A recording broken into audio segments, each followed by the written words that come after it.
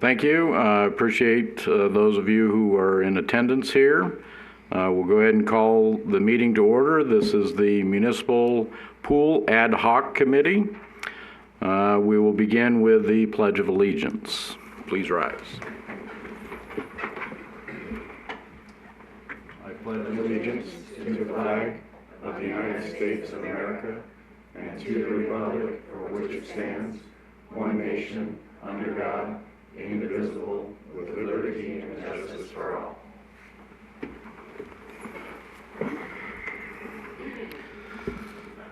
All right, we'll begin with the initial public comment period. Public comment during this portion of the agenda must be limited to matters on the agenda for action.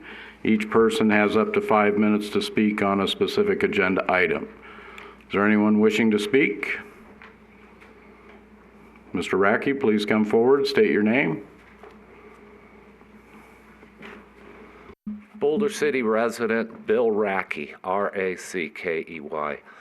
One thing I wanted to mention, and I thought that while we have this pool issue going, that we might consider to reach out to consultants that might know of future plans that might change what we decide to do with the pool. They did make a change years ago, so we can't use the pool at this time for dive meets. And I don't know what might be in the cards for a change in the next 10 or 20 years, but we might want to look at that and look into whether we want, if we do decide another pool, to take some of those measures that a consultant might say the federal government or someone might change, and look into putting that into the new pool. That's my comment.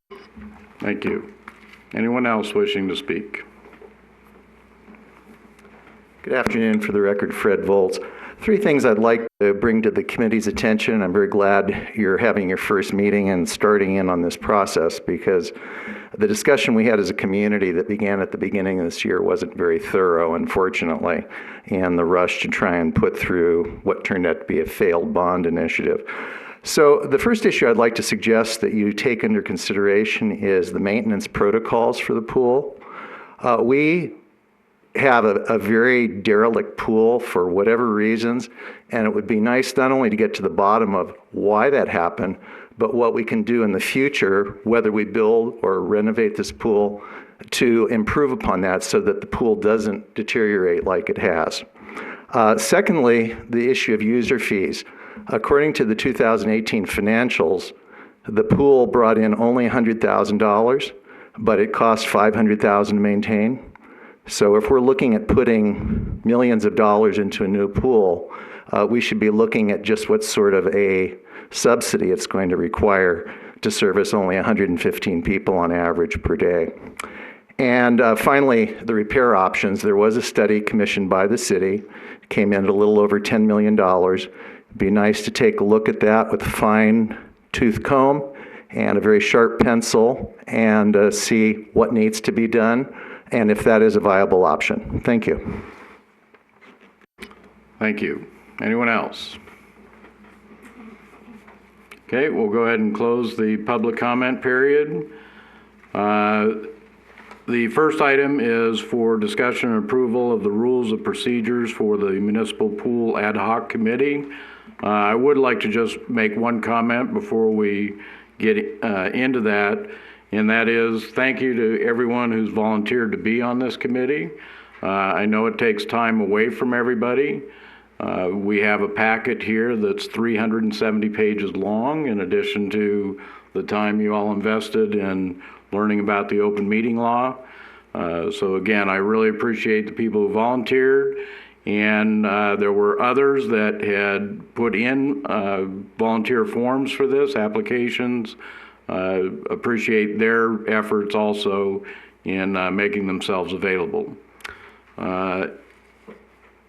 Who will be doing the discussion on the rules of procedure? Anyone? Mr. Mayor, basically the rules of procedure are here for your approval, and if you have any changes that you'd like to see, go ahead and make them and get the committee's approval, and we'll go from there. Thank you. Okay, any questions or comments then from the committee on the rules? No.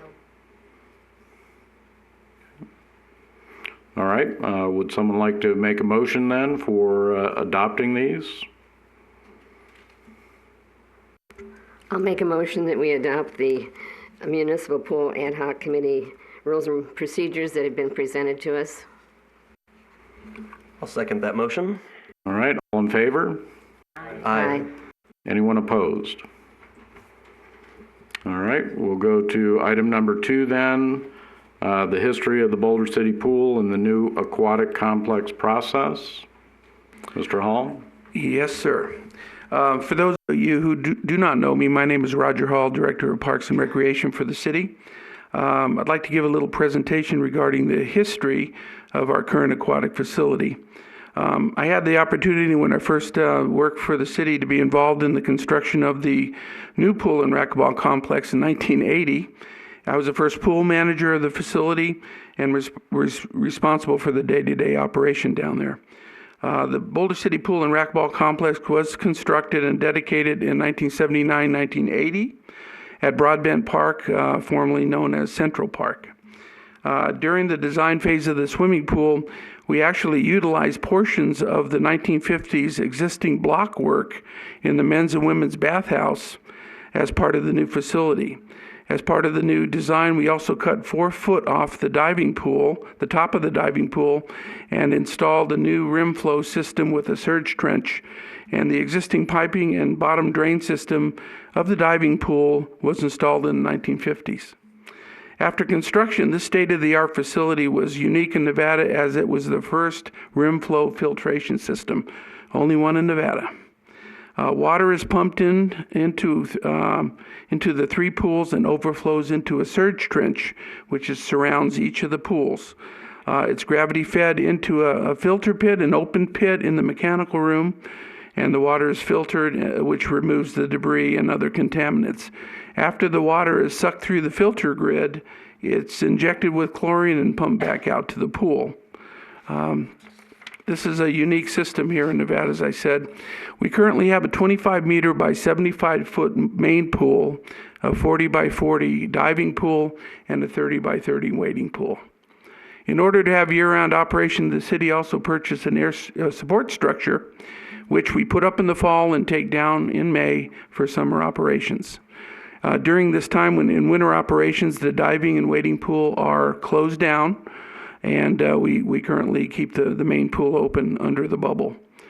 The existing pool and racquetball complex is going on 40 years old. Extreme signs of disrepair. Many of the problems associated with the pool complex deal with old mechanical systems, which are wearing out. The aquatic environment is very harsh in the mechanical room. As I said, there's an open pit in there, so water is constantly being circulated and filtered, and it has a very bad effect on metal and any mechanical systems such as pumps, valves, electrical boxes, etc. And as I get to the pictures, I'll show you what it currently looks like down there. Our motto for the past few years has been hope for the best and replace items that continue to fail. And we currently have 3 pumps, 2 in operation. I have one just ready to go. If one pump goes out, I can pop the new one in, send the existing one out to be repaired, and then we'll have 3 again. We have continued to replace circulation pumps, impellers, commercial water heaters, circulation valves, in-ground piping, concrete decking, etc. It's been a battle to keep the doors open for the last few years, and it seems to be getting worse. And if you'd like to put up the pictures.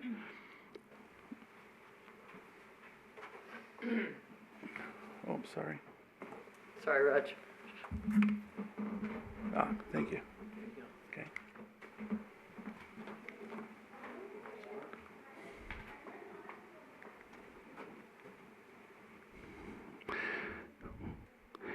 Here's a picture of the lobby area. Nice pink color. So the door jambs, because of the harsher environment, the door jambs are really bad. So we had to buy fiberglass doors to get away from the rust on the very bottom. We had to put some sort of metal containment there so people don't cut their feet on the doors as they walk past. All the decks are cracking now. And it's a battle to keep that open. We don't want anybody cutting their feet on the decking as they walk to the pool. We had a large number of cracks on the bottom of the pool. We had those repaired, which has worked out. But we continued to lose water on the sides of the surge trench. The mechanical room. These are pictures from the mechanical room with the open pit, and the open pit with the chlorinated water causes a lot of damage to the metal parts, and you can see some of the damage here. The electrical department doesn't like to open some of these boxes because they don't know what's going to be going on inside, so it's always a surprise. Mechanical room again, showing the pumping systems, the air conditioning systems. This the picture on the right top right is a picture of the stovepipe, which is on the hot water heater. We had to replace that because you could put your finger through it. It got so rusty. Again, look, this is looking into the filtration plant. There's 50 grids, about 44 grids actually. That water is gravity fed into that pit. It's sucked through those filter grids. It has DE, which is diatomaceous earth, on the filter grids, and then it's pumped back out to the pool on the bottom right. You can see the main pool on the bottom, the diving and the wading pool as it goes out. It's chlorinated. We have a chlorination system that puts chlorine into the water, and it's pumped back out to the pool. Right now, the grid on the bottom of this thing is deteriorating so bad where if there's any air in the system alone, it pops a grid. And the last couple closures at the pool, we had to close because once the grid pops off, then the DE is sucked into the pool. It's pushed out to the pool, and you can't see the bottom, and you got to close. So until you can backwash and redo the grids. Here's some other pictures in the electrical room of what it looks like. Mechanical room.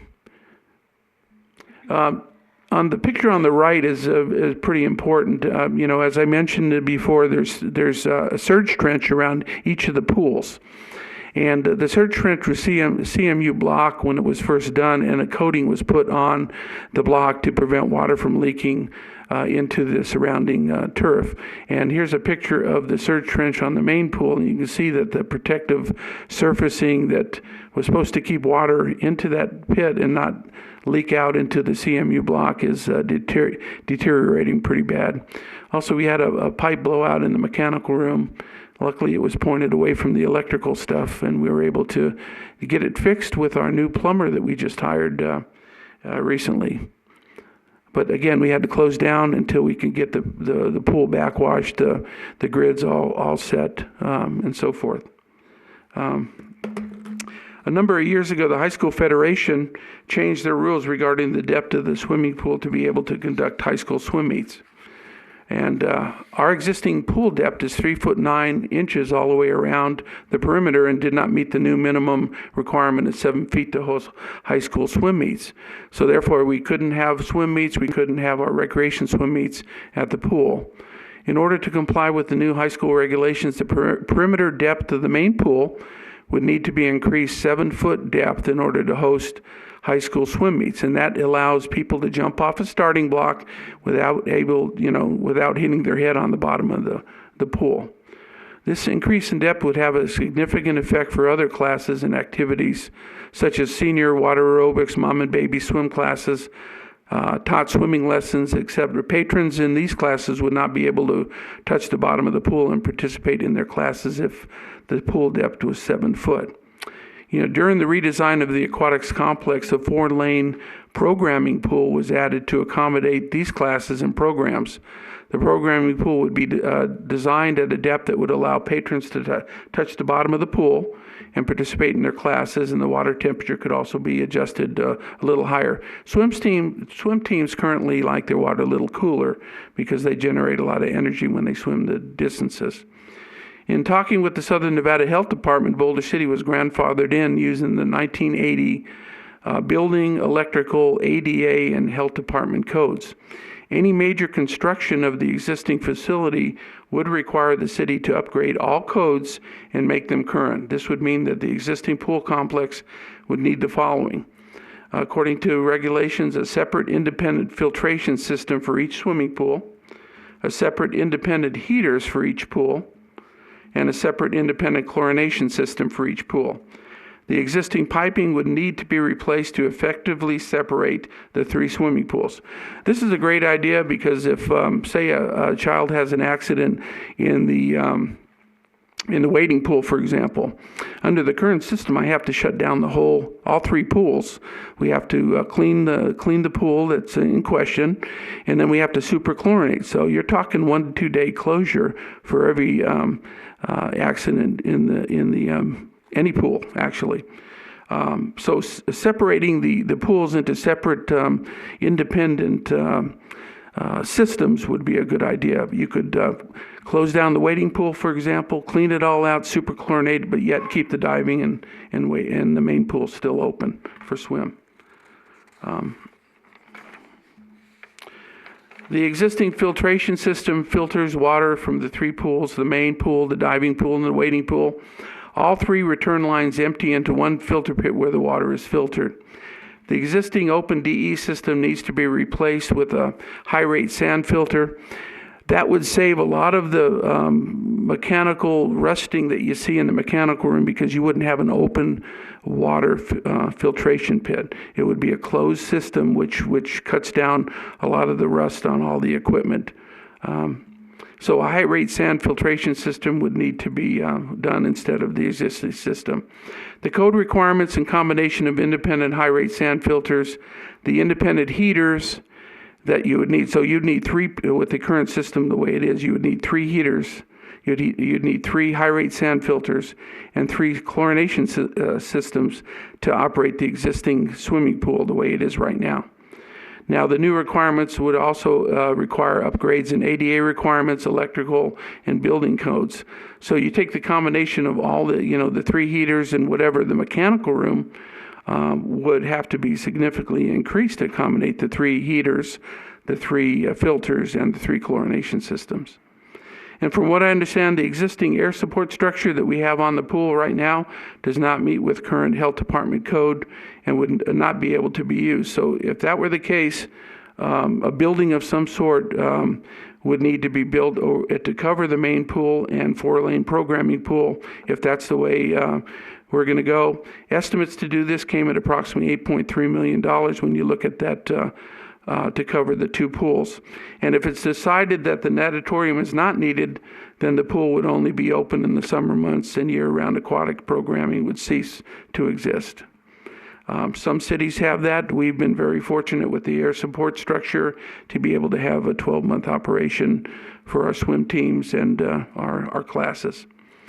Another major concern is the condition of the piping system underneath the concrete deck. And over the past 2 years, we have replaced a number of large cracks in the existing pipe. And I do have one that we cut out. And as you can see, I will pass that around to the committee if you would. But this was 6 foot down by the diving pool. We noticed water coming out of the deck, and we had to dig down, jackhammer the concrete, dig down, and we found this crack. Now, it takes a tremendous amount of pressure. I don't know if it was seismic or, what type of pressure it was to do that, but that is my main concern. What's underneath that concrete, if it still is good. There are a number of items which you'll need to consider during this upcoming process, and is it better to rehab an existing 40-year-old facility and bring it up to current health department building, ADA, and electric codes, or is it cheaper and more economical to build a new facility in another location? transfer over when the new facility is built, and then demolish the existing facility and make the land into a park. So those are some of the, considerations that you're going to need to think about when you make recommendations to the Boulder City Council. I'd like to turn it over to Lisa LaPlante, our communications manager, and she has a few little things on what we did to get the word out during this whole process. Hello, everyone. Thanks for being here today. So this whole process goes back to 2017. In that process, there were more than 40 community outreach events held, 16 consecutive Parks and Rec meetings since January of 2017. This was a topic of discussion at least 8 city council meetings. So let's start from, instead of going back into 2017, let's talk about 2018. January 2018, an open house was held with SH Architecture, followed by February of 2018, focus groups were held with the general public. These were open to the public for their thoughts and ideas on what they wanted to see out of this project. In March of 2018, SH presented conceptual designs. There were 3 designs that were presented. Those designs are posted on our website, bcnv.org/pool. That's also where a lot of the information was posted for the election. It's still open. It was archived for a little bit, but it is open once again so that you can take a look at any of the documentation that was provided before the election in June. So about that same time, spring of 2018, a new city manager came on board, and he took a look at what the conceptual designs were and also what the focus group said. And he really felt that it was important to get more input. So we went out to Applied Analysis and asked them to do a survey for us. We wanted to find out what the public's appetite was. And so a phone survey of sampling of the community was completed. That was actually done in September and October of 2018, with the results being released to us in November of 2018. And that survey found that people wanted the middle of the 3. One was a $15 million, one was the $21 million, and the other was a $27 million option. We found that the variety of people who use the pool wanted to stick with something in that middle range.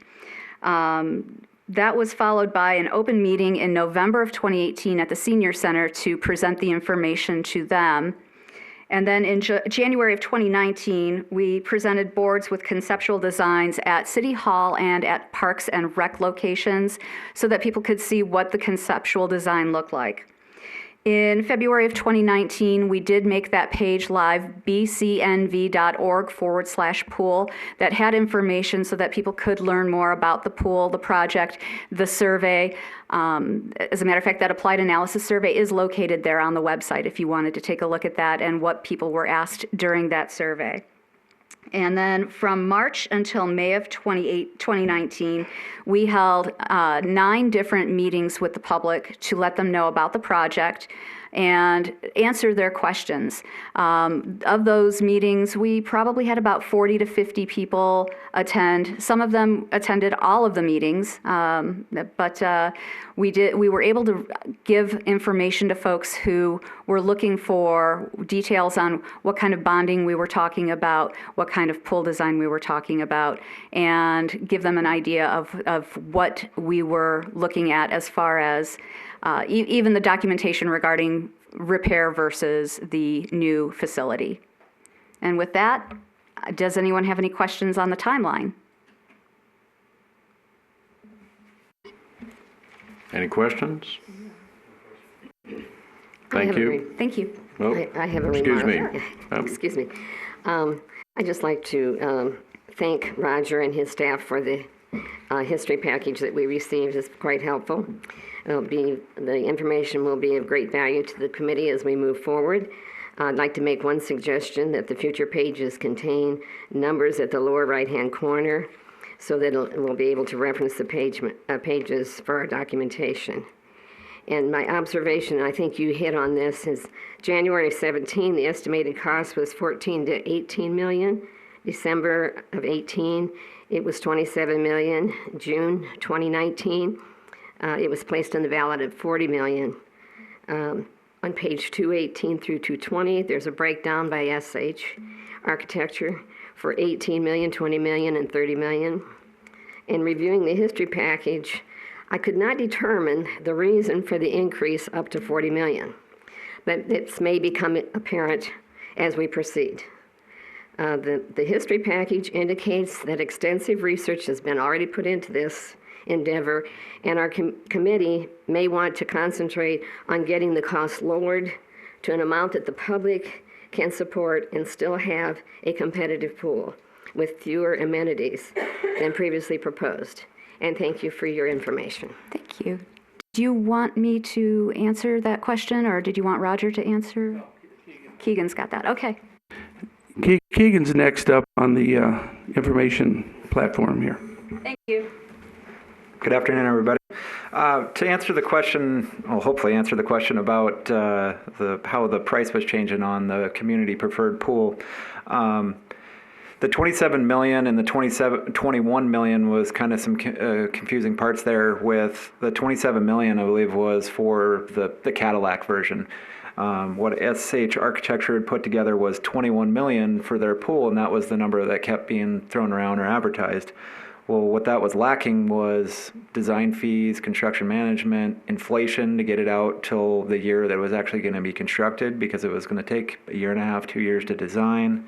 And then also contingencies always added to these sort of projects, because there's always unknowns that come up. And that's what took it from the 21 to about 37.5 million. And that's why the $40 million was put on the ballot, just to, in case there was anything that needed to be added or any more unknowns. Taking a step back, Roger kind of stole some of my thunder about bringing the existing pool up to code. I can go over some of the estimated costs. Right now, it's estimated about $10 million to bring the current pool up to code.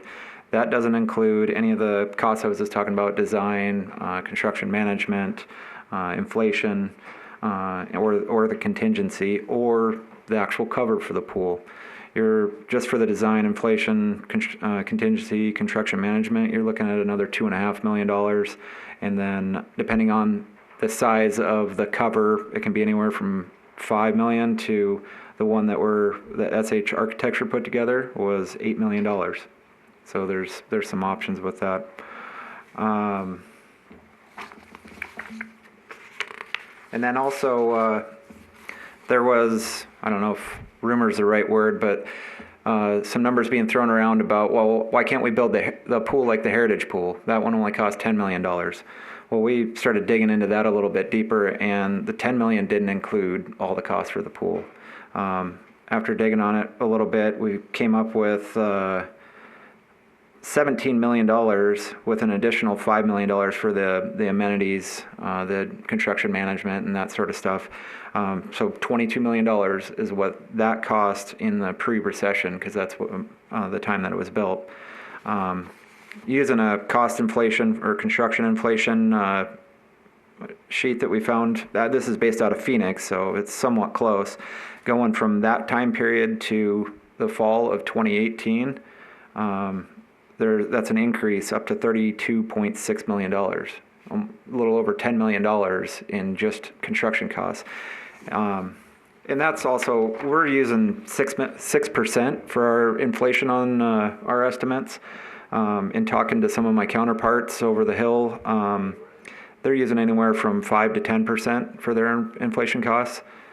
So we're a little bit on the lower end of that. If you go with the higher end, that drives the price up quite a bit. I think that's all you wanted me to hit, Roger, wasn't it? Okay. Does anybody have any questions on that? I just wanted to go back to a couple of things that Mr. Hall had said. And it's going to date me a little bit, Roger, but the pool actually was constructed 62 to 65, the original pool in that location, as I recall. It was a 50-yard pool, I believe. Yeah, I when I first got here in '77, I remember that, and but that's about the time that we were switching over for the construction of the new facility. I got here in '77, so. Yeah, I'm just trying to point out that we've had a pool there for a very long time. Yes, we have. Almost from the time Boulder City became a city, we've had a pool complex there. Yes, sir. Okay. And my recollection is that the wading pool and the 50-yard pool were the original structures there. The diving pool was added sometime, I think, around 1970. I don't know the exact date. I wasn't here, but I think that's correct because it was here because I know we, during the design of the new complex, I call it the one in 1980, they cut off in order to make it a rim flow system, they cut off 4 feet around the diving pool and added new walls and a rim flow system. So it would be incorporated into the wading pool and the main pool. Okay.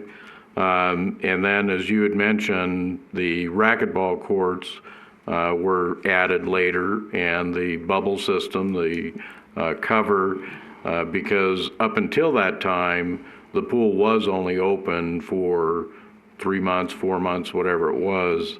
It was a seasonal operation, yes. The racquetball courts were designed with the 1980. They also put in 4 tennis courts over there in between, in Broadbent Park as well, during that whole construction of the new pool. Well, I think a couple of the courts may have been there before. They improved and added to it, as I recall. Yeah, they were in pretty bad shape with trees. They were in very bad shape, yeah, Roger. Yeah. Okay. But again, the point I'm trying to make here is that complex has been here for a long time. It's been added to over time, and we are where we are here today. One item that was not included in the agenda packet that has been made available to all the committee members and to the public is a discussion of the repairs or rehabilitation, a summary of that. And I just want to point that out, that it's not found in the packet, but it is available here and made available to the committee members as well. Anyone else have any questions or comments? Mr. Anderson? My comment is more about the remodel of the pool. If we were to remodel it, I mean, we actually went there last year and did some of the plaster patches and some of the tile, and I've seen the deck and everything like that. And so to repair the deck, I think it'd have to all be ripped out. The inside of the pool, there couldn't be any concrete saved, I would imagine. The basins around the side have been leaking, and I mean, that's my business now, to repair pools, waterfalls, redo that stuff. And when there's that much water in concrete for a long time, it starts to wash the cement out of it and starts to be the integrity. And so that would be my question. Would it be more of a remodel or building a new pool right where the pool is, so to speak? Yeah, you're exactly right about that. I don't know if remodel would be the right word. There'd be portions of it that would be remodeled, but bringing it up to code and just the pool itself, I would view that as basically having to pull it out, because you're going to have to get down to the existing piping, put new piping in to add the features that Roger was talking about, 3 filtration systems, 3 pumps, 3 heaters, all of that. That would require all new piping. Thank you. Mr. Adams? Just regarding the racquetball courts, the lobby area, all of that other stuff, are there any health code, ADA, electrical code, anything like that that are issues specifically with that part of the facility? Well, we were, back about 20 years ago, the federal government came in and did an audit of our ADA requirements at the pool. We kind of invited them in because we wanted to make sure that we were compliant. And they made us put an elevator in so people in wheelchairs could play racquetball. Well, we had one person that tried it over the 30 years that I've been here, 40 years that I've been here, and that elevator's still there. And we get it inspected every year, and it's ready to go. I don't know what the current standards are, because they do change on a regular basis, and that would probably be a good thing to maybe get an ADA audit done on our existing facility and make sure that what we do. I know that any major construction, we will have to redo the whole thing. I mean, and follow all the building codes, ADA, electrical, and all that stuff. So that would be a good idea to get that done. Right, I think that would, if we're talking about, what needs to actually be brought up to code, it would be good to know exactly everything that needs to be brought up to code. And, if we're just focusing on the pool, but there's other things we're missing, or if those things are good and that racquetball area, that racquetball court in the lobby area is within those codes as is, that's good to know as well, because those are costs that we might be able to save on, depending on potential recommendations we send. Let's see, what were my other questions?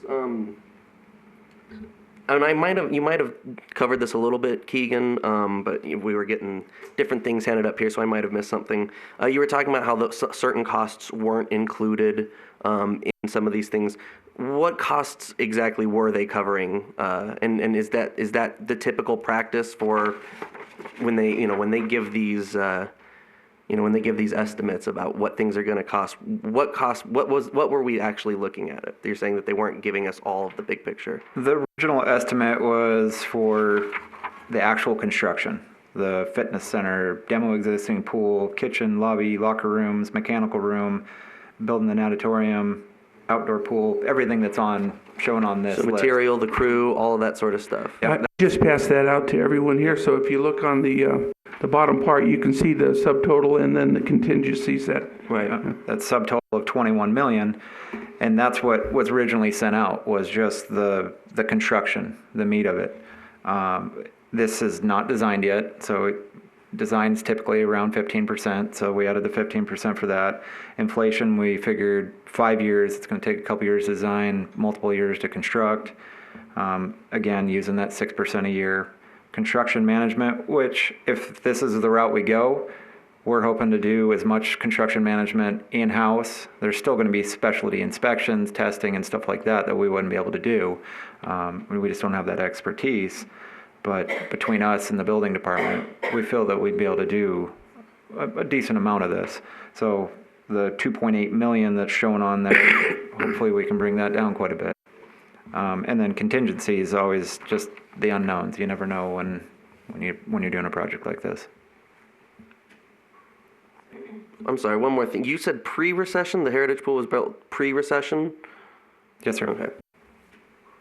So things got cheaper directly after, post-recession immediately after, and then they continued to climb back. I don't remember the exact year that it was constructed. It says what we believe to be pre-recession prices. Right, Construction was 17. So it wasn't constructed when things were at the bottom of the barrel, so it could have been even constructed even cheaper at the time. Right? Yeah, if it was a couple years later. Yeah, if they would have waited a couple years, then it might have been cheaper for them. Okay. Go ahead. Yeah, I'd just like to thank everybody who worked on this previously.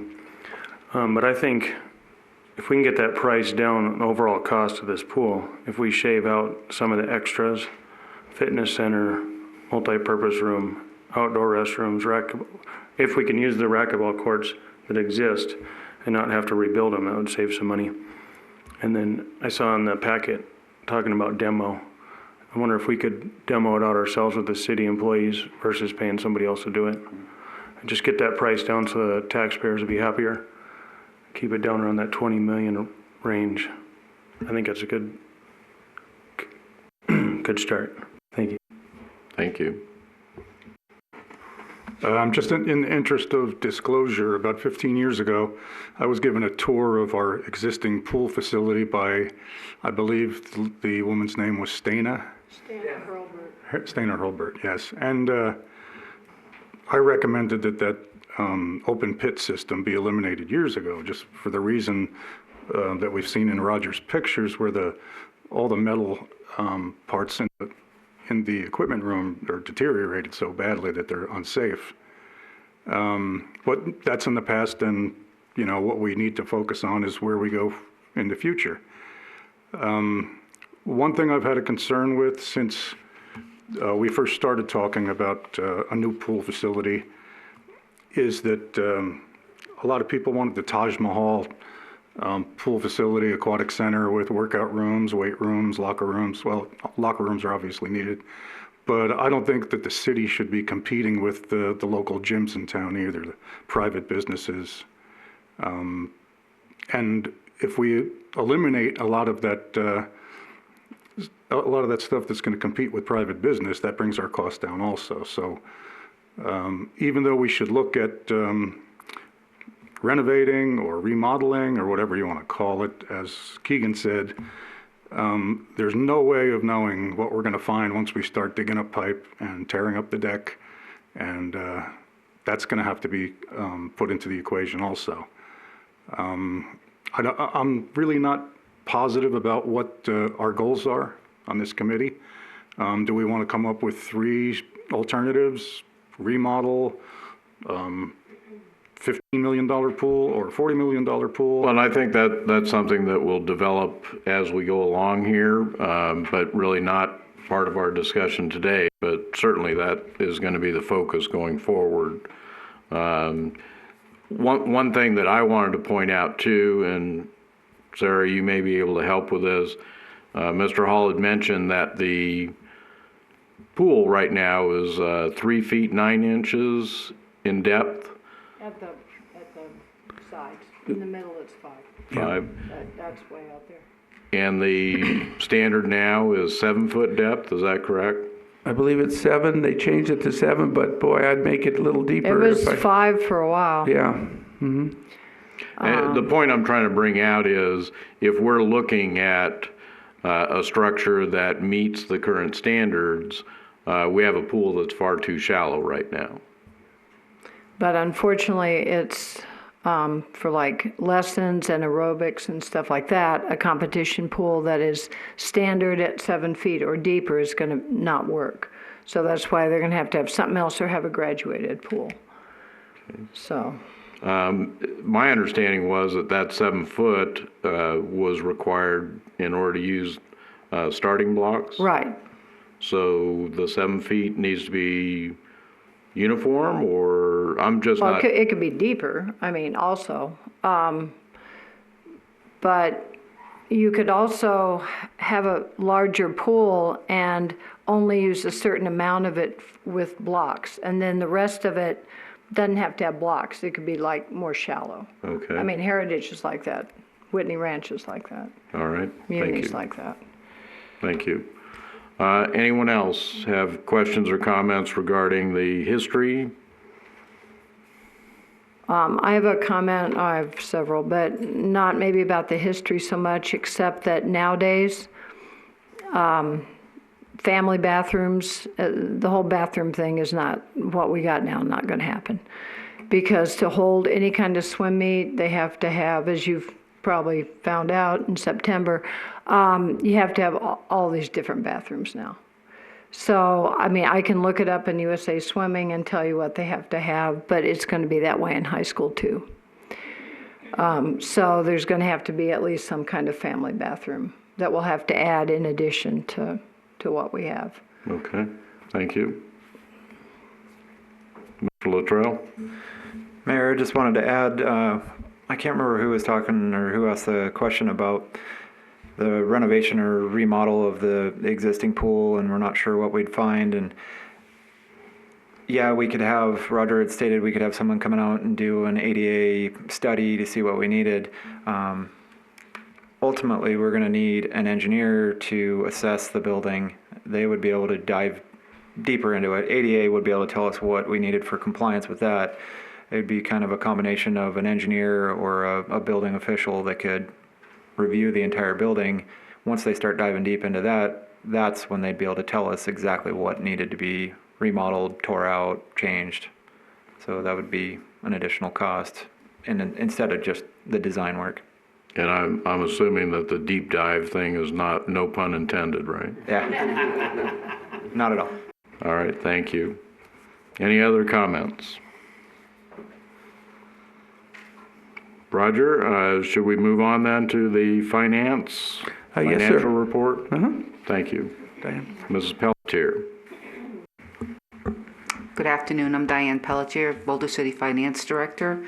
I don't have a prepared presentation, but I want to make a few comments and a couple suggestions. So one of the comments has already been stated, that in June, voters did not approve a $40 million bond issue, which is too bad, because I know we tried to explain in many sessions where people could come and listen to what we were educating them on, why we needed that money, and I think Keegan elaborated on that. The only other comment I want to make on that is the reason for the $40 million is to make sure we can take care of any things that could come up that weren't expected, like, somebody mentioned about deterioration of concrete and stuff like that. I mean, we could discover there's big problems on the ground, and if we don't have enough money, then we have to leave the project unfinished until we can go out for more bonding, and which would not be a good idea. It's happened in several places in the country on these type of projects. So that's why we kind of asked for more, but anything that we would do, still the city council has to approve, which, I don't know if that makes people feel comfortable or not, but we just wouldn't get the bond issue and go out and spend it. Every step of the way would be approved by the city council. So anyway, that's the first comment I wanted to make. The second comment was a lot of people during the education sessions said, why can't we use solar leases as collateral and not raise taxes? That's a big problem with the state, and probably the state is unique in having a lot of people have solar lease revenue, and that's not around the country, but in this area it is. It's big, but it's not considered collateral for these type of bond issues, because the state says that this could go away, leases could go away, so it has to be backed by the city. That's why this had to be a general obligation bond, of which the city does not have any outstanding general obligation debt right now. We have a utility debt, which is backed by the utility system, but the city itself does not have any outstanding bonds. So I just wanted to make that clear. So then the other thing is, I didn't know if very soon people wanted to get a question on the ballot for next November to authorize bonding. And if we're going to do that, a lot of things have to be done in order for that to happen. So the timeline on that would mean that by January of this next year, we would have to have the question formulated. I would have to have a bond counsel review that question, and then the city clerk, and I'm not going to speak of her processes, but a lot of ballot question arguments and rebuttals and all that stuff has to be determined. We have to go before a debt management commission. So to get it on a November ballot, this committee would have to determine how much they want to bond by January. And today is October 15th, so that gives you a short window with holidays in there. The other thing I want to offer is the city has a financial advisor which is helping us do our refinancing on that utility debt, which is going to hopefully make citizens very happy with the savings we are going to save the city. But these folks are, they're in the markets all the time, so I want to offer their services when this committee decides what it wants to do and how much it feels it will need. They could come in and, if you give me the questions, because they do charge by the hour, I would like to have specific tasks for them to answer and then come in and do a presentation on that. So these financial advisors have been very easy to work with, very good. They're down to earth. I think they can explain things. So whether you're an expert or a novice, they can probably help you understand, your options. So I think that's the only things I wanted to say. I guess one other thing, and this was just something in passing, there was a lot of rumors during all these discussions that it was going to cost people thousands of dollars if we did the bond amount of, say, $40 million, and that would have been the maximum amount. Well, we did have all this, and I believe it's out there now in this website people can go to. It's the increase in the taxes is based on the net assessed value of the property, which is, it's not the same as what you would sell your property for. So most of the residences in Boulder City, I believe their net assessed value is somewhere in the ballpark of maybe between 75 and 200,000, which meant even at the $40 million bond issue, it would be somewhere in increased taxes for them in the amounts of $270 to maybe a high of $720 a year not a month, a year. So these amounts were, much different than some of the rumors floating out there, so I thought I'd throw that out there. That's pretty much all I have, but if you come up with questions, the timeline, I will try to get these advisors in here and explain the options to you. Thank you. Did anyone have any questions for the finance director?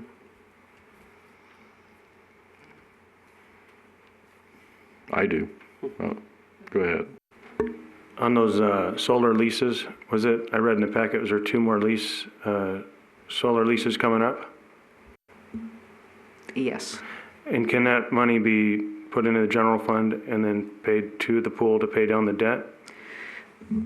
We're working on some options to bring before the council to, I guess, to be able to start saving money if we want for the pool. Maybe pay it. So yes, that stuff could be put in there, and it could, I guess, ultimately reduce the amount of the bond issue. But again, we would rather be overly cautious on the bond issue and not need it and not use it, because once the bonds are issued, then we start the work of getting all the plans finalized. And I think if we know that that the plans don't come in as expensive as whatever, say it was 40 million, but the plans come in at 37 or 35, then we could reduce that issue. Doesn't mean we have to sell. We just are getting pre-approved, so to speak, for the amount we could have to use. Couple of questions. On page 258 of the packet, you have the funding options reviewed, listed as general obligation bond hybrid, revenue bond, and grants. The revenue bond, at least at this point, my understanding is the solar lease money cannot be used for a revenue bond. The revenue bond for the pool would be basing the payback on the revenues generated by the pool. Pools don't usually generate enough revenue. Yeah, I don't think they're going to let us do negative numbers on that. Right. So that probably, and I think when we did all these educational sessions, that was not really an option that we could use. And if we were to do that, the interest rates would be much higher than people buying bonds backed by the city of Boulder City's citizens versus the revenues that the pool would bring in. Yeah, my recollection from last year's budget discussions were that the pool is subsidized by about $400,000 a year out of the general fund. Okay, so negative cash flow there, it appears. The one possibility, or one of the possibilities I don't see listed here is the capital improvement fund. Well, that goes along with, I think what Mr. Stevens was saying, is kind of being able to use some of those funds or taking some of the solar lease revenue and sort of earmarking that for the pool. Well, I just want to clarify the capital improvement fund, in order to take money out of that for a project, in order to spend money out of that, does that require any additional actions other than? The voters have to approve that. Okay, so that would also require a ballot question. Yes, and I think that's one of the things I'm hinting about. I'm not as far along with this as I feel comfortable talking about, but we are trying to set up another separate fund to put the solar lease revenues in, and that would, allow us to dedicate funds. But I'm not completely there yet, so I don't want to say something I can't deliver. So I'm still working on that. Well, I've been asking for a couple of years, so we're on the same wavelength for that. I appreciate that. A broad category listed here also is grants. There are other pools in Clark County that have received money from different organizations, whether it be county government or other governmental agencies. So I just want to point that out, that that's not an unusual thing to occur. It's not guaranteed, of course, but there may be some other funding sources available that are fairly common for other entities in Clark County to apply for, rather than just, I think a lot of people think of grants as being things that, maybe there are foundations out there that might make money available. I've been told that the existing pool had a grant from the Fleischman Foundation that had contributed to that cost originally. Any other places we can shake the cushions to find money? We've talked about the solar lease. You've listed bonds here. Bonds or general obligation bonds are usually going to require some type of property tax increase. Anything else that might be available that you can think of, capital improvement fund? Well, I think the capital improvement fund money, but I don't think that should be committed until we get through some of these studies for the rate study and the assessment of our systems that are under the ground, because my understanding is that there might be some neglect there that needs to be Well, and fixed. again, all of these things are going to be subject to the city council making a decision on it, but if we're looking for potential sources of revenue, that is one. I mean, it's a fund that is built up. My recollection is that 20% of the solar lease funds go in, well, land leases, all land leases. Land sales. 20% of that goes to the capital improvement fund. So it does accumulate money over time from those land leases. Yes, and some of that has been voted by the voters for us to use it. And so each year we do take some money out, but the fund is still growing at this time. Okay. All right. Any other questions or comments? Oh, Mr. Luttrell? Another option that I'm not very familiar with, I've never personally done it, but has been thrown around a little bit, is getting a developer to actually pay for and construct the pool, and then we lease it back from them. And I don't know the details with that, but you were asking for other options. That's something that can be explored. And I do know that when I was on the Debt Management Commission, there was a refinance for the Clark County Detention Center, which was under one of those type of agreements. And I believe the comment was, we are now the proud owners of the most expensive detention center on the West Coast. What happened was the county bought it out of the private developers at a significant premium, apparently. Yeah, they're going to make a profit on it if they're the ones constructing it. But I do appreciate, another option. We did look at that option, but it was kind of briefly because we kind of shied away from that. It just didn't seem like a good idea, but it could be revisited. Thank you. Mr. Adams?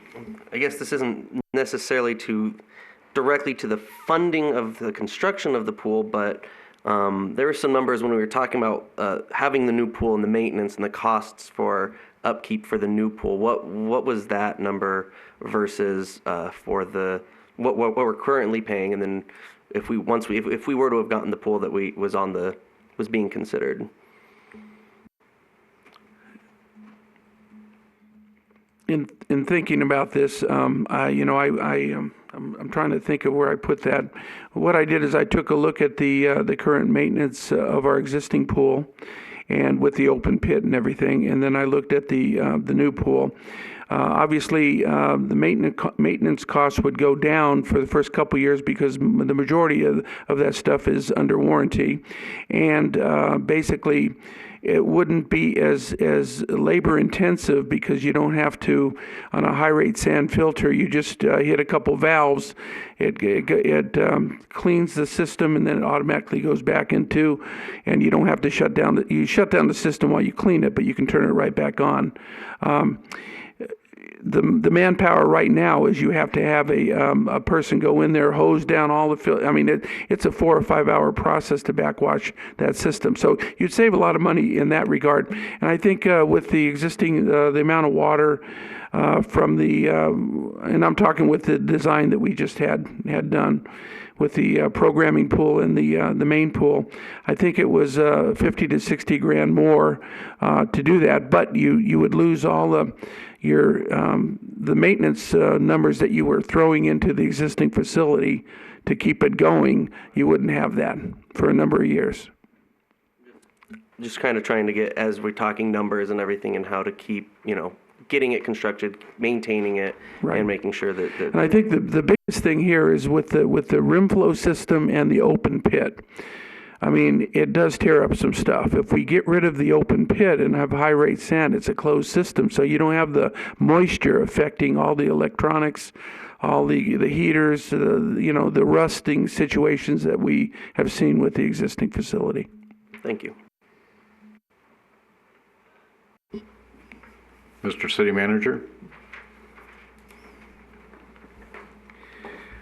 Mr. Chair and the rest of the committee members, I just, sitting back here, and I thought that perhaps maybe I might lend a little bit more information that might make this, maybe a little bit more enlightening for the committee on some of the things that have already been covered.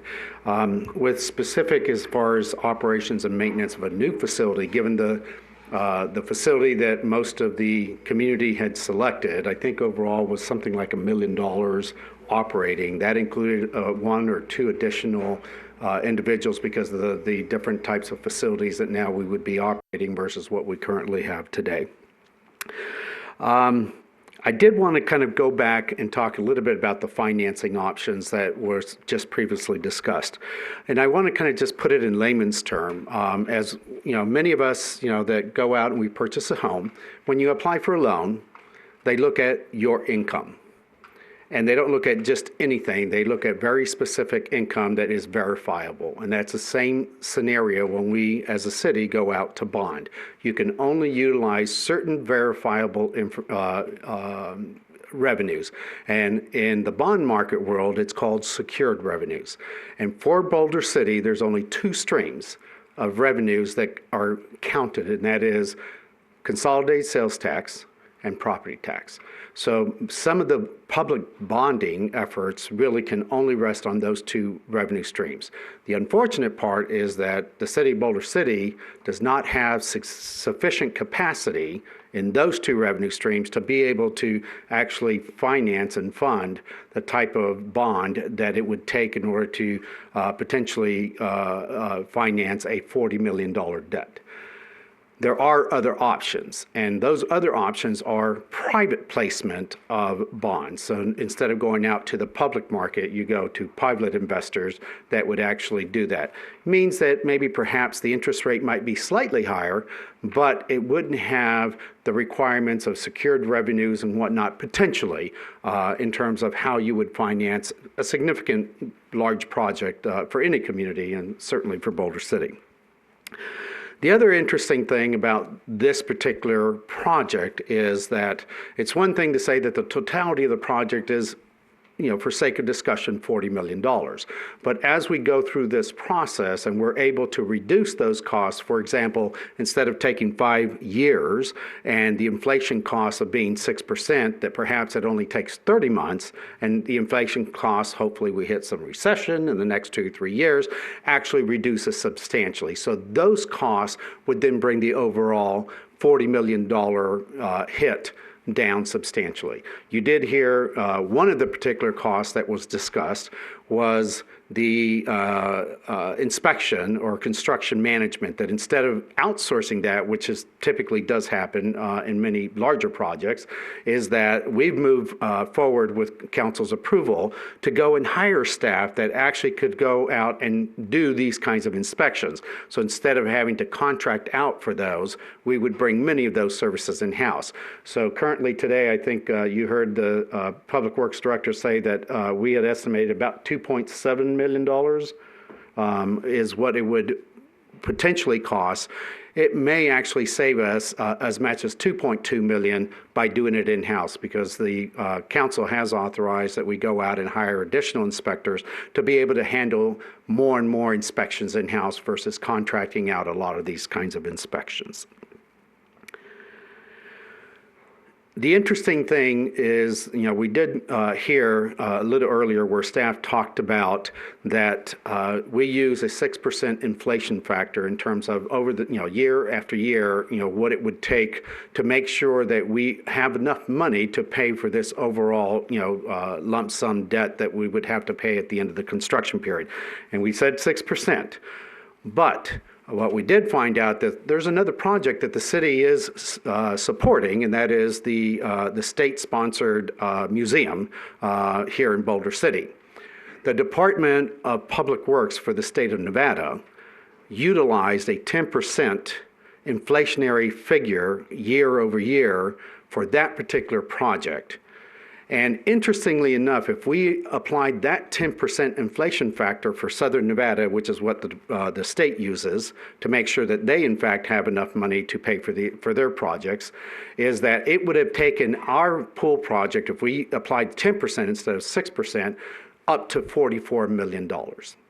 So you can imagine that if we do not hit that that number correctly, and we fall significantly short, staff coming back to the council asking for additional funds, which we can't potentially may not be able to do, which means now we have to go back to the voters and ask even for an additional loan, if you will, or bonding approval. That just doesn't look good. So we want to make sure that we try to hit the number as best as we possibly can. The other thing I want to just kind of also clarify, and that was, we kept hearing about the heritage pool. And you did hear from the Public Works Director where, we took the pool, the costs, and all associated additional costs that, maybe some individuals didn't capture, when we went back to the city of Henderson and asked what were your total costs, and now we actually brought that to what the current day value would be. It was around $33 million. But what wasn't applied was if we took the inflation rate plus all these other costs and inflated those as well, it actually would come out almost within several $100,000 of what we anticipated that this particular pool at the medium size, which is what the community had asked for. So it was almost about the same cost, which I found that actually extraordinarily interesting that we came substantially close. As we move forward, there are other options in terms of, for the committee to consider, amenities, you take away, add, but remember that you have this opportunity. If you're going to go out and borrow money, this is the time to make sure that you cover everything that you feel or that the community, lets you know that they would like to have. Because coming back and building after the fact is actually more expensive than if you build now. So let's make sure that as you dive into this, that you consider all the options, not only for today, but also, some of the potential options for the future as well, to make sure that we place ourselves in a position to provide those amenities that the community wants, not just today, but potentially in the future years as well. My staff stands ready to assist this committee in its endeavors. We will try to make sure that we bring in all the experts that we can. We have financial experts that can go through all the different potential models on how to finance, this particular option. Keeping in mind that if we go out and we say, this committee recommends a $30 million or $40 million, whatever that number is, that doesn't mean that we have to get the loan for $40 million. You just want to make sure that you cover yourselves. But in addition to that is that as we go forward, there are opportunities that perhaps maybe the council may decide that we come into some money because of particular land sales that may happen, that those certain monies may be set aside to use to bring down the overall cost so that the actual bond that we need to go out is not the totality of the project, but maybe instead of a $40 million bond, it's only a $30 million bond or potentially a $20 million bond. But keep in mind that the council also has to look at all of the priorities that the city has, not just the pool, and take a look at all of those resources to see how are we going to meet all of the different needs of the community across the spectrum, whether it's a pool, whether it's utilities, whether it's all other infrastructures that may come up in the coming years that they need to consider to make sure that they have the revenues available to meet all of those demands. So with that, thank you very much for your time. Thank you.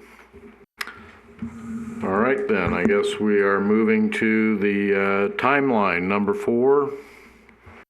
I guess, anyone have any comments on that? I just wanted to add something to what the city manager was saying. Your boss? Yes. My boss, yes. We are doing the private placement with the revenue bonds.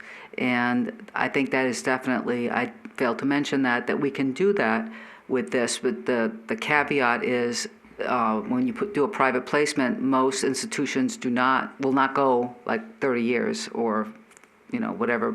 Normally, the bond issues are over a 30-year period. If you do a private placement, it's normally much shorter, like 10 to 12 years.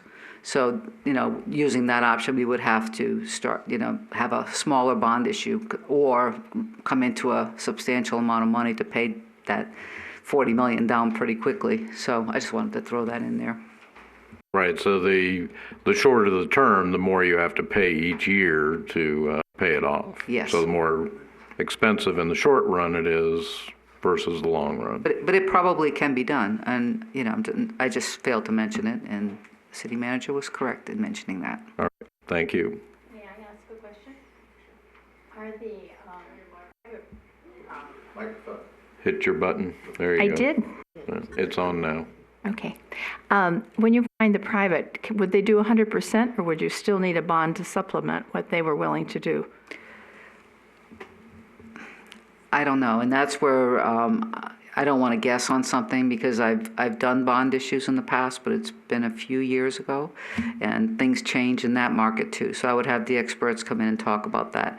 Okay. I would think more that we would want to have a little savings account that we would have money in so we could bond less, but okay. We'll let them answer that. Thank you. Anyone else? All right, then we'll move to item number 4, the timelines. Short, I guess, is the operative word. Well, there are two ways to look at this. November of 2020, we would have to, have a ballot question on the ballot. November of 2020, and then that means that we'd have to have the ballot question needs to be established by January of this year. I just to clarify, and I know that the finance director, Ms. Pelletier, had mentioned that earlier as well.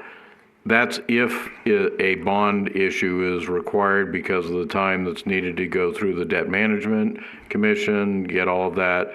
But if it's just a bond issue to, say, for instance, use money out of the Capital Improvement Fund, I think the timeline that the city clerk had given before was she would need that information no later than July.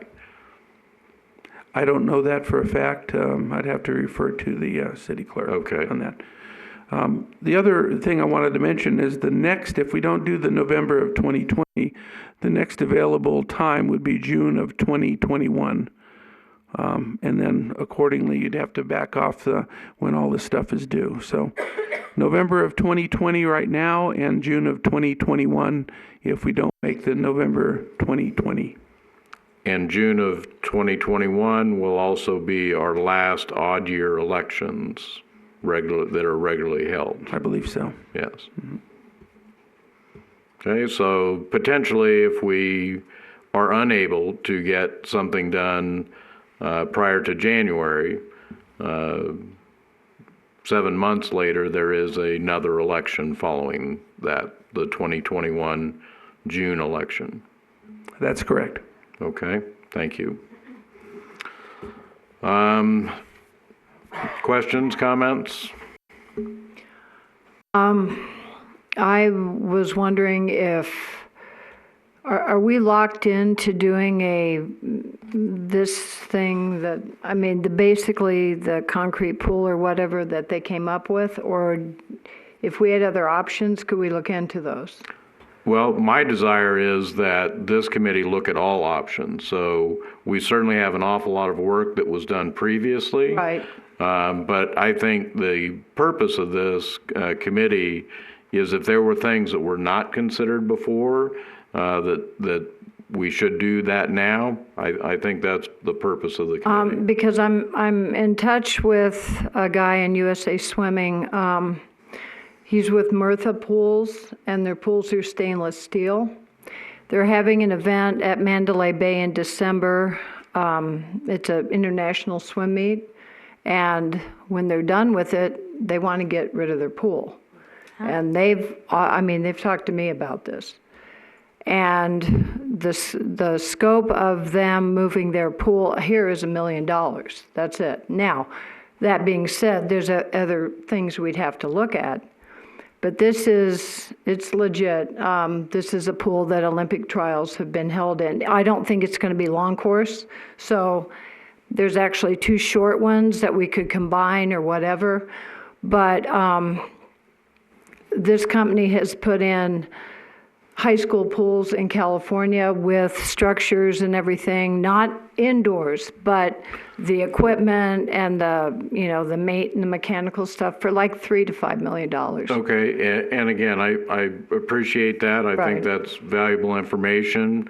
But let's try and concentrate on timeline. So they're saying their convention will be here in December? Yeah, he's willing to come talk to us next month. Okay. And he has offered us to go to go to the actual event, and he will take us on a tour of the mechanical room and all that type of thing. If we're interested in that, I just need to know to get in touch with him. All right. So Well, there's I'm one just deadline. throwing it out there. As far as regular meetings or timelines for this committee, city staff has obviously got some constraints as far as how much personnel they can devote to us. I do think that a monthly meeting and this date, I guess it's the third Tuesday of the month, seems to not interfere with other things, well, like personal lives or whatever, but at least it's available for the room anyway. Any objections from city staff as far as? We looked into that, and you're right, it doesn't interfere with any other scheduled meetings in this room. Okay. Any comments from the committee then if we establish at least a regular meeting then on the third Tuesday of the month? Yeah, it's fine. Anyone who doesn't think that's fine? Okay. We've heard from city staff already about these timelines. If it is a bond question, then a recommendation would need to be made to city council, I would guess at the December meeting then, in order to get that agendized for the city council to consider if that was the recommendation. That's a pretty narrow timeline.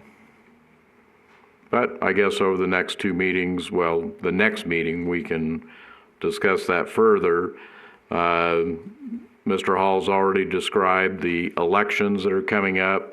So there is an election approximately a year from now, and then another a year and a half from now. Those are possibilities as well. There is another item here, the next item, a tour of the existing aquatic facility. But as far as other timelines go, are there any other timelines? Sarah's talked about the need, if this other option is to be investigated, that would probably need to be December. Any other timelines that anyone's aware of? I mean, just the obvious holidays and stuff that everybody's going to have to deal with. But I mean, we're up against the wall here with this. It's, are we talking, do we want to have these meetings going on, because there's so much to digest before we put something, because we don't want to just rush to getting something in front of council just so we can say, hey, look, we got it back on the ballot. It has to be well thought out and it has to be prepared. So, are we having, big full-on meetings where we have big, discussions? Are we open to trying to get together with, I don't want to put too much time on everybody's volunteering their time, but, we have to, that's what this is going to take, is it is going to take some time, and whether we want to cram it all into 1 or 2 meetings coming up, or, just questions that I have for people. I'm a busy person as well, but I'm open to try and make sure that whatever we are bringing to council when it does, that it is well thought out and not just something that we're trying to get out there just to say, hey, we did something. I think that would be an inappropriate use of what we're trying to accomplish here. If there's any comments. I agree. Mr. Stevens? I would like to maybe go look at Sarah's option and go look at that pool. Well, it's not up, constructed yet. They take them apart and move them. It's mind blowing. Let me just interrupt again. We need to stick on the question of timelines right now. So, Right. We can discuss that. We do have the next item here is tours of the facilities, and I think we can talk about that then. But any other timelines that we're concerned with, I know I've had a conversation with the city clerk. If the committee were to have less than a quorum, there's a question about what those groups could do. Do you want to speak to that, Madam City Clerk, regarding you had talked about the open meeting law still applying to subcommittees, even if those are less than a quorum, if they are engaging in deliberations or discussions that would lead to deliberations. I don't want to paraphrase you, so please state what you know of the open meeting law with regard to less than a quorum of this committee. If you are to create subcommittees from this committee, first of all, it has to be agendized. And depending on the purpose of the subcommittee, it would fall under the open meeting law because you as a body are a public body. And if you make another subcommittee, that subcommittee is bound by the open meeting law. I don't have the exact verbiage, but it's very clear in the open meeting law. If that subcommittee is to go out and gather information and decide this information is good and we're going to present that to the public body and we're going to reject this statement because we don't believe that's valuable, that is a consideration and that is bound by the open meeting law. So I can certainly provide that information to the committee members so you're aware. And but subcommittees created, it's how they're created and what their function is, whether or not they're bound by the open meeting law. Okay, and again, I obviously we intend to adhere to the open meeting law. The issue that's been discussed already about this pool that might be available at one of the conventions in Las Vegas, if 2 or 3 members of the committee were to go and meet with the manufacturing representatives for that company, obtain information from them, not just on the type of pool, but the fact that a pool might actually be available, and bring that back to this committee.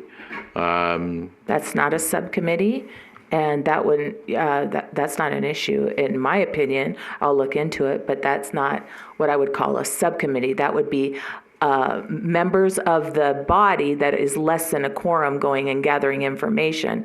But if you make a formal action to create a subcommittee and give them an assignment and they on their own are rejecting or accepting information to bring back to the body, that's when it's a subcommittee. And if you take a formal action to create that. Okay. And then, you are on what agenda Timelines. item? May I speak to something else regarding that for clarification for the other members? Please. For other members of the committee, with respect to timeline on ballot questions, the elections in even-numbered years obviously are in November. Odd-numbered years, it's in June. Ballot questions can go on any general election ballot. It doesn't have to be an election that the city is conducting. And although they seem to be a half a year apart, the timelines are pretty similar because the county requires submission of a full ballot question, which includes the question, the arguments, and rebuttals to be submitted. So if you were to put a ballot question regarding this pool on the November 2020 ballot, the full ballot question with arguments and rebuttals must be submitted to the county by the 3rd week in July by law. So it's a multi-step process. It's not just coming up with the question. The first thing the council would do would be to discuss it. Then they would direct the city attorney, and then they would direct me to appoint or to bring back an item to appoint. Then we appoint members, and it goes from there. So all of that takes several meetings, and that's why you're kind of under a crunch to make your recommendation to the council. Mr. Adams? Just out of curiosity, not specific days, but if, let's just say we were to consider, this is too much to chew off right now, maybe it's looking like June 2021, what does that timeline look like? So June 2021, we always, regardless if it's a county general election or if it's a city general election, we usually start the discussion about potential ballot questions in December, January. So June 2021, we have plenty of time. Another option you might want to consider is for the, just to make it more palatable to the public, you could break it up, because with that capital improvement fund question, as our finance director had mentioned, if you could get a ballot measure passed to use money from the capital improvement fund to go towards the pool, the last election it was for design. If you could use it to go towards the pool and to lower the bond amount, and then when you go out to bond, it's a lesser amount, that might be more palatable to the public as well. And you could break it up into two types of questions. Now, with that being said, the longer you push this out, of course, the more the cost increases. And as Mr. Hall has mentioned several times, the longer you wait to address this pool situation, the bigger the chances are that it has to be closed down. Thank you. Thank you. Any other questions or comments? Ms. Hoskins? Yes, I have a question I'd like to ask you if it's possible. You talked about the subcommittees.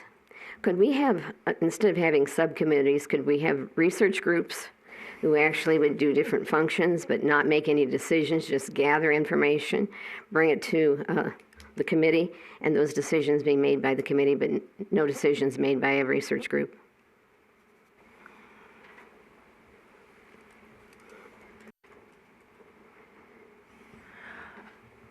I'm going to provide the information out of the open meeting law manual, but that is my understanding that would be allowed. You could have certain people gather information regarding something, bring the information forward on your own, without the body determining what's good, what's bad. We decided this on our own to bring to the committee. If you were simply fact-finding, gathering information, it is my understanding that that is allowed. And so, that's how it reads in the open meeting law manual. I will send that information to you directly, so you have that. I was just going to say that's what we do with my HOA. Rather than have subcommittees, we have research groups. They do not make any decisions. They just research, bring that information to the board, and then the board makes the decision. Yes. Thank you very much. Mm-hmm. Okay. Mr. Anderson? Yes. You can see with the budget and everything, there's been a lot of work put into this, a lot of thought, and obviously the community didn't like this price. And to me, it would feel the first thing that would be reasonable to try to get a budget would just basically start from the top with the city architect and this committee, is go through line item by line item. What is needed, what do we want? Because if these line items can be reduced, ultimately the design fee is lower. Inflation is, possibly lower. As you mentioned, construction management, maybe that's where we can save some money. Demo the existing pools, that's something that the city could help with. Is there stuff that city could help with here? Is just maybe dig a little bit more into this budget and what has been projected and see what number we could come up with. Well, I think that sounds like an excellent topic for our next meeting. And we can work with staff on getting those agenda items on there that might focus on that for that timeline, because I agree, as far as timelines go, we need to be able to have some answers as far as how we're going to proceed And I think the money is the point that needs to be first on the timeline. Ms. Humphries? This question I'd like to ask you is, when you use private capital improvement money, I mean, not out of our funds, but when you look for private investors, is that something the voters have to vote on? Or do we just, I mean, does the council present, we have a solution on how to raise money and? Well, we had an anonymous donor, I Right. believe, a few months back, and I think that was in June. So that money is reserved for this purpose, and that was brought before the council, but it doesn't have to be brought before voters. So anything that would happen like that, we could definitely accept and add to the funds for the pool. Okay, but if you went out for a private investor who was going to give a lot of money, does that have to be voted on by people, the citizens? If they're going to give us money, no. Okay, thanks. So for timeline, I mean, should we really be talking about what is it that we want to be talking at the next? I mean, that sounds like the next meeting is going to be the one where we have to bite off the biggest, chunk, and then, December, then come December, that's, kind of tying that in together. So I mean, what is it? I think is it Mr. Andrews? Anderson, sorry.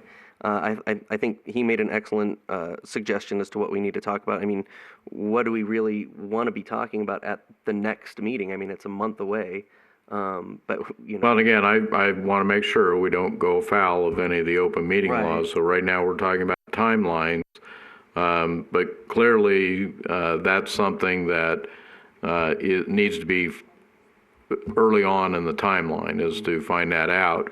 But I think as far as the content of that meeting, I mean, if we're all agreed that the money, it needs to be first in the timeline, then I think that's something that we can work with city staff to get on the agenda. But I don't want to go into details of that until we do get it on an agenda. Right. Do you have a comment?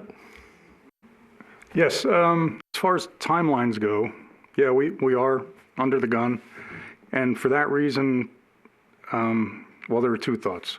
I think we should avoid trying to duplicate or fall into the trap of duplicating what's already been done by Roger and his people and, going over the same ground again. We probably won't be able to improve on that product.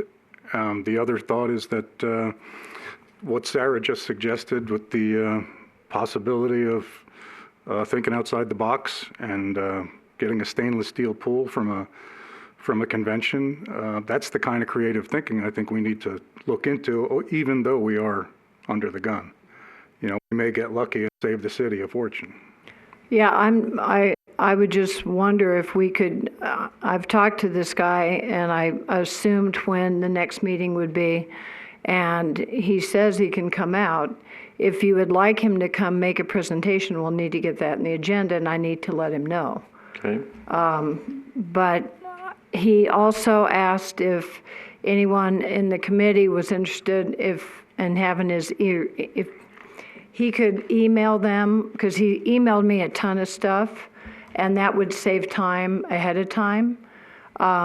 So I guess if that's okay to do, I don't know if it is or not, but. I think we would want to direct that information to either Mr. Hall or Mr. Luttrell. Okay. Or both. Mr. Mayor, one of the things that the committee needs to consider when you're looking at a new swimming pool or even, accepting a donation for a stainless steel pool is what will the health department require? And in talking with them, from what I found out, that again, we can do like for like, we can change out a. Well, again, Roger, and I'm going to interrupt again because I don't want to get into a discussion about the pool, about the different pools. We don't have that properly agendized. I think what we're talking about right now and what Ms. Carroll is referring to is the timeline. So to establish something on the timeline, if this individual is available and is willing to come and speak to this committee, we seem to be in agreement that we will have a meeting in November. If he's available for that, again, I think we can get that agendized, and if he has information to send ahead of time, I would encourage you to encourage him to get that sent to, as I said. I can take care of that. Okay. Okay, so that's one timeline issue. We've got the money then that we want to try and address as quickly as possible. We've got this potential that we want to address. You know, that might be enough to fill up the next meeting agenda, but I do encourage everyone to take a look at this package. I know everybody's probably done that already, but there's an awful lot in there. You know, as was just mentioned, we don't want to duplicate the work, but if people have ideas about how that can be improved upon, what I would suggest is you get with city staff and get an agenda item placed on the next meeting so that we can discuss that in detail. Mr. Adams?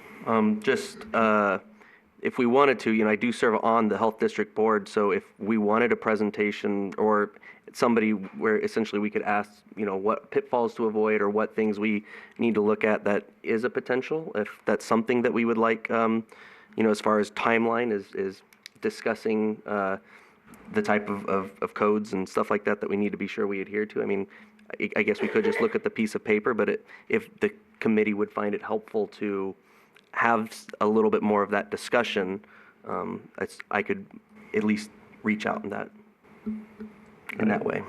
Mr. Hall, with that, again, you'd mentioned before that I'm sure you get all of these standards coming at you, but rather than trying to guess if we're current or not, have a representative from the health district come and visit with us about that? We can check into that. Okay. Ms. Hoskins? I would like to place the research groups on the agenda for next meeting, and so that we can discuss that and what their responsibilities would be and et cetera. So we might be able to move a little faster. 9 people is pretty hard to get all of us together. I think we need to divide it if we possibly can. And of course, definitely not make any mistakes on the open meeting law. Okay. Any objections to that? Well, it might turn out to be a long meeting next time. Madam City Clerk?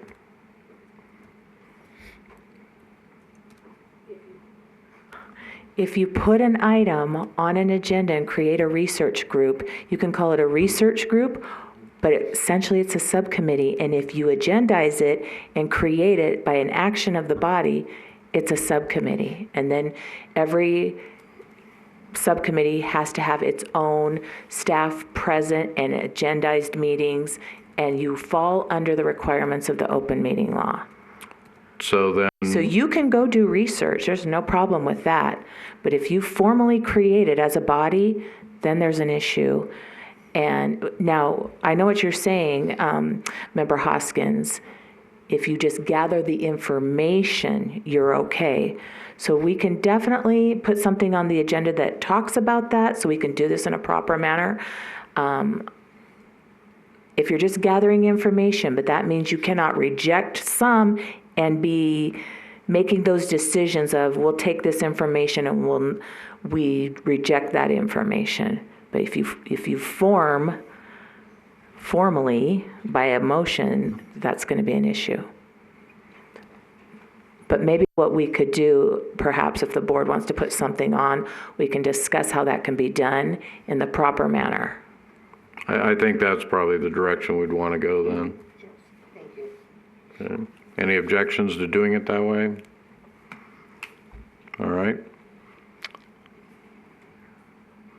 I mean, I hate to say it again, but we already have quite a bit for the next meeting. Is there anything else that anyone thinks it needs to be a upfront priority to talk about at the next meeting? Mr. Stevens? Was that what Mr. Anderson was talking about, scaling it down? Was that going to be on the next agenda? That's already done? Okay. Well, I think the agenda item is going to involve how much money we think is available. So we need to get some hard figures on that. And then also looking at the plans that have also been done to see if there are portions of that that may not be included. Is that correct, Mr. Anderson? I want to, okay. All right. Okay. Anything else then? We'll move on to number 5 then. Discussion and staff directive regarding a possible tour of the existing aquatic facility. And again, I know we get into potential open meeting law here. The meetings are supposed to be held in public, but if we have less than a quorum that takes the tour through there and they don't talk to one another and don't engage in any deliberations. I'm sorry, just for clarification, if you have less than a quorum that goes through that pool and takes a tour, you can talk about it. You can talk with other members of your committee about an item coming on the agenda as long as it isn't a quorum. Right. So you can talk until the cows come home. It's when, if you went as a body, then we would come along, we'd tape, we'd do minutes, we'd have to post an agenda. But you can break it up into subgroups and 3 of you go at a time. The thing is that if you let's say member DeTeresa, member Carol, and member Anderson go and you talk about this pool, you cannot talk to anybody else on the committee about what the 3 of you talked about and vice versa. So that's all, but you certainly can talk about it. Okay, thank you for that clarification. Mr. Hall, and I'm sure Cherie would be involved in this too. Can you handle three tours then? Sure. Okay. Yes, we can. Okay. If you want to set up some times then and advise the committee, I think that would be all right. And people can just say which slot that they would like to attend, and we'll try and get that timeline worked out then. Yes, sir. We could do that. All right. Any other questions? If you have a late afternoon one, that would... Any other suggestions or comments on that item? Is it necessary? I mean, do we all have to do that, or? No. I'm kind of there every day, I'm not gonna lie. Yeah, you may be aware of the conditions there. Just checking. Yeah, if you've lived it, then that's fine. All right, we'll then go ahead and move to our final public comment period. At this time, you may comment on any issue of up to 5 minutes. Is there anyone wishing to speak in the final public comment? Again, for the record, Fred Volz. In today's discussion of all the various proposals and cost components, the one thing we didn't hear very clearly outlined was total cost. So we discussed about financing, but we didn't add that on to the costs that were being given out. So a $40 million pool, if 100% of it has to be financed because the city doesn't have the cash, is really an $80 million pool, not a $40 million. And even if you go to $20 million, as it was suggested by your discussion today, you're still looking at $2,500 in costs with the $40 million, including the interest, assuming 30 years, for every person in this town. And the question becomes, is that really viable for 115 people a day and the occasional swim meet? So I leave you with that for thinking about, and also to frame your thinking for your next meeting about all the different alternatives that you might be considering. Thank you. Thank you. Anyone else wishing to speak? Mr. Racky? Bill Racky. I listened to Mr. Luttrell speak about 10 million would be the cost to bring the pool up to code, but it doesn't include other costs. I believe that if I had a car that I had to keep taking down and getting repaired and repaired and repaired, there'd come a point where I'd get rid of it. And I think we've met that criteria. Another question I have is how much activity does the racquetball court get? If it's only 16 people a day, that would be 0.1%. Another question that I would pose out there is, if you take the last 2 or 3 schools, high schools that were built in Las Vegas, has the school district provided them a pool or not? And at that point, can we get the school district involved in helping with the finance? Just a question. Another point I'd want to make is that due to the public not attending here, you might consider, instead of 4 o'clock, a later time on that Tuesday so that after they get off work, they could show up. Thank you. Thank you. Anyone else wishing to speak? All right, we will go ahead then and close the public comment period and adjourn the meeting. Thank you all.